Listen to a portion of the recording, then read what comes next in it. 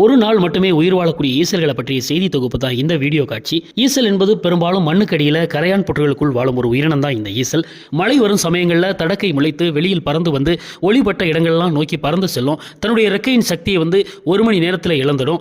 ஒரு நாள் முழுவதுமே வாழக்கூடிய இந்த ஈசல் சில ஈசல்கள் பார்த்தீங்கன்னா 10 வினாடிகளிலே இறந்துடும். எப்படின்னு கேட்டிங்கன்னா மண்ணை விட்டு வெளியில் வர்ற பொழுது இந்த ஈசல்களை உணவாக பயன்படுத்தக்கூடிய ஜீவராசிகள் காத்துக்கிட்டே இருக்கும். அதெல்லாம் என்னென்னு பார்த்தீங்கன்னா குருவி, ஓனா, அரணை, தட்டான், கழுகு, வவ்வால், தவளை, பாம்பு, உடும்பு இதெல்லாம் எதிர்பார்த்து காத்துக்கிட்டு இருக்கும்.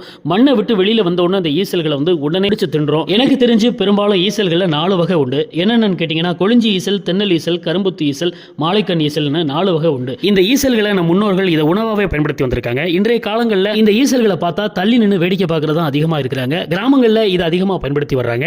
தொடர்ந்து இது மாதிரியான சுவாரஸ்யமான தகவல்களை, வீடியோக்களை தெரிந்து கொள்ள கீரவாணி அழகிளைய ராஜா யூடியூப் மற்றும் Facebook சேனல்களை லைக் மற்றும் சப்ஸ்கிரைப் பண்ணி தொடர்ந்து பாருங்க.